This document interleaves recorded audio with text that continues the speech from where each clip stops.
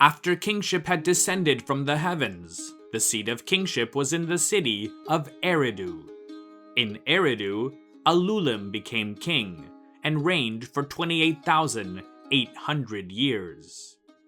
Alalgar reigned for 36,000 years. In sum, 2 kings reigned for 64,800 years. Eridu was abandoned, and its kingship was taken to the city of Bad Tabira. These are the opening lines of an ancient document dating to around 1800 BC that's today known as the Sumerian King List. While other, older, less complete versions of the King List have been discovered, all of them claim that the idea of kingship first came to humanity from heaven in a remote past, a time beyond reckoning. In reality, kingship didn't exactly appear in this way, at least not in ancient Mesopotamia. Mesopotamia, which in Greek means land between rivers, is the region that lies between the Tigris and Euphrates rivers in what's today much of Iraq and parts of Syria and Turkey. By 3500 BC, many scholars believe that there were men in Sumerian society who were tasked with leading their respective settlements in both religious and secular matters. Some have called these individuals priest kings. Very little is known about those who may have occupied this role, but along with performing religious rites, their duties included collecting and redistributing food to the general population of their respective settlements. Between 3500 and 3200 BC, the population that they presided over had grown by the thousands, and the output of goods needed to support it, especially grain and other foodstuffs, had reached considerable levels. It was during this time that the earliest systems of writing became established in cities such as Uruk to help keep track of the large volumes of economic activity and the distribution of resources that were needed to keep early civilization afloat. Given their religious and secular roles, these so-called priest kings must have held a great deal of authority within their respective communities. The thing is, such men were probably not very good at protecting and providing security for their people, especially as settlements grew into larger towns and eventually mega city-states such as Uruk, Ur, Lagash, Umma, and Kish, each of which may have had tens of thousands of inhabitants. As this happened, the competition for scarce resources and farmland became extremely fierce, and armed conflicts between neighbors invariably occurred. Thus, the need for strong and charismatic individuals who could both protect their people as well as lead men into battle became not just important, but a matter of survival. And so, such leaders of men were eventually given, or perhaps forcefully took, authority over others in times of war. The problem is that during such events, deliberating and debating different courses of action could lead to indecision. Having many commanders and generals, especially if they were of various competing factions or clans, could hinder resolute action, and so one person had to be chosen above all others to make the final decisions for the community's general welfare. According to many archaeologists, Assyriologists, and anthropologists, this is essentially how the institution of kingship developed in Mesopotamia. The most common titles of the top political leaders in early Mesopotamian, in this case Sumerian society, were Ensi and Lugal. Ensi is often translated as governor or king of a city or city-state, and Lugal, which literally means big man, was generally attributed to a ruler who presided over more than one city. With the advent of the Akkadian dynasty, and Akkadian words becoming dominant in the lexicon of Mesopotamia, the word shar, or sharum, became the most common word for king. In most cases, kings and other political rulers in ancient Mesopotamia were considered to be the representatives of the gods and goddesses on earth, and not gods themselves, as was often the case in some other ancient cultures. There's an Akkadian proverb that aptly sums this up. Man is the shadow of a god, and a slave is the shadow of a man. But the king is the mirror of a god. There were some instances in the history of Mesopotamia where a king may have had himself deified to become a god. The most famous examples being those of Naram-Sin of Akkad and King Shulgi of the 3rd dynasty of Ur. These, though, were the exceptions rather than the norm. Though kings often had religious duties, such as presiding over festivals dedicated to the gods, or the consecration of new temples, his role was generally a secular one, mainly concerned with governing and protecting the kingdom, ensuring the welfare of his subjects, and administering justice to the people of the land. Nearly all rulers of ancient Mesopotamia, at least historically, were male, though the Sumerian king list does name one mythical queen named Kubaba, who ruled over the city of Kish. The position of king may have initially been a temporary one given to the most powerful or capable leader during times of war. But as the centuries went on, the institution of kingship became a hereditary one. A king's lineage was seen as being very important because in the eyes of many, it helped to strengthen his legitimacy. Perhaps in prehistoric times, claiming descent from a god may have entitled one to kingship over the land, but by the early dynastic period of Sumer, being descended from past royalty or nobility was often more than enough.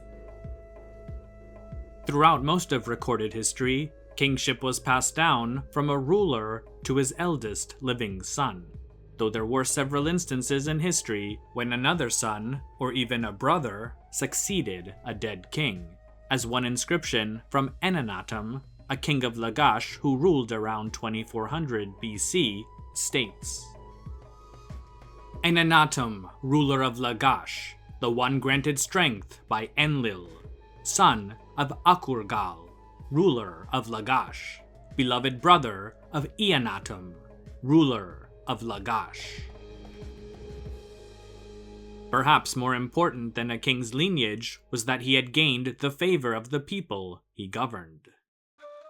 After the early dynastic period, many powerful kings in Mesopotamia ruled over not just city-states, but large empires.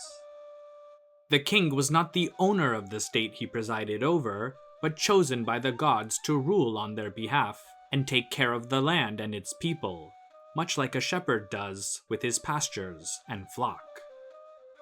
The metaphor of a king as a shepherd was prevalent throughout ancient Mesopotamia and found in literature and the inscriptions of many rulers. One such example comes from King Gudea of Lagash, who lived around 2130 BC. It states, When Ningirsu had directed his meaningful gaze on his city, he had chosen Gudea as the legitimate shepherd in the land, and had selected him by his hand from among 216,000 persons. Another example comes from the famous law code stela of the Babylonian king, Hammurabi. I am Hammurabi, the shepherd, selected by the god Enlil, he who heaps high abundance and plenty, who perfects every possible thing. I am indeed the shepherd who brings peace, whose scepter is just. My benevolent shade was spread over my city. I held the people of the lands of Sumer and Akkad safely on my lap. Taking care of the people wasn't the only way that the king pleased the gods. He also had a duty to maintain the upkeep of the realm's many temples and holy sanctuaries. There are numerous inscriptions of nearly every major king, and plenty of minor ones, that contain multiple mentions of the consecration of new temples and the restoration of older ones. In one inscription, the Assyrian king, Ashurbanipal, who ruled at the height of the Neo-Assyrian Empire between 668 and 630 BC, tells us how he was rewarded for taking care of many important temples throughout the empire, which he claims was much of the reason as to why the gods blessed him with a prosperous reign.